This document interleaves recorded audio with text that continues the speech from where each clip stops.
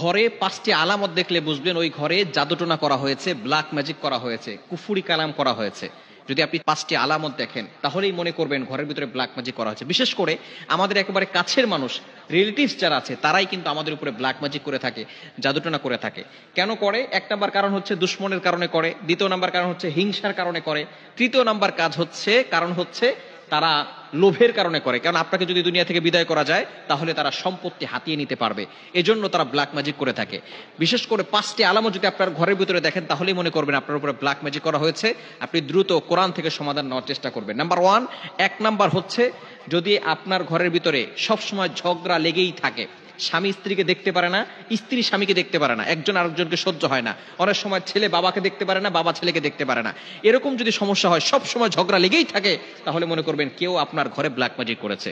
২য় নাম্বার হচ্ছে, সব সময় অসুস্থতা লেগেই থাকে, অসুস্থতা সরেই না, বাবা অসুস্থ হয় একবার, মা অসুস্থ হয় একবার, সব সময় তাদের অসুস্থতা লেগেই থাকে, তাহলে মনে করবেন যে কেউ আপনাদেরকে ব্ল্যাক ম্যাজিক করেছে। ৩য় নাম্বার হচ্ছে, প্রাপ্তবয়স্ক হয়ে গেছে, বয়স হয়ে যাচ্ছে কিন্তু বিবাহ হচ্ছে না। অনেক মেয়েরা এরকম ফোন দেয়, হুজুর অনেক বয়স হয়ে গেছে কিন্তু বিবাহ হচ্ছে না। এটা কিন্তু জাদুটোনা, ব্ল্যাক ম্যাজিকের একটি অন্যতম লক্ষণ, স্পষ্ট লক্ষণ। এই জন্য অবশ্যই সতর্ক থাকতে হবে। এবং ৪ নাম্বার হচ্ছে, রিজিকে বারাকা না থাকা। টাকা পয়সা ইনকাম করছে কিন্তু কোনো বারাকা নাই, বারবার খরচ হয়ে যাচ্ছে। টাকা পয়সা ইনকাম করতেছে, প্রত্যেক মাসে ৫০,০০০ টাকা ইনকাম, কিন্তু খরচ হয়ে যাচ্ছে ১,০০,০০০ টাকা, ঋণ করে সংসার চালাতে হচ্ছে। রিজিকে যদি বারাকা না থাকে তাহলে মনে করবেন যে আপনাদেরকে কেউ জাদুটোনা করেছে, ব্ল্যাক ম্যাজিক করেছে। ৫ নাম্বার হচ্ছে, ঘরের ভিতরে অস্থিরতা কাজ করে, দম বন্ধ হয়ে যায়, ঘরে থাকতে ভালো লাগে না।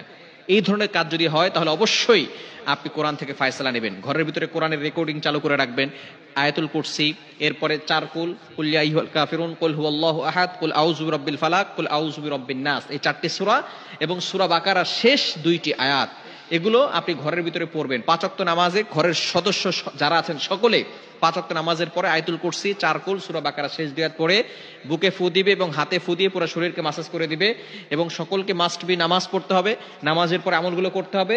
এবং মাগরিবের নামাজের পরে বিশেষ করে সূরা বাকারার তিলাওয়াত যতটুকু পারেন করবেন।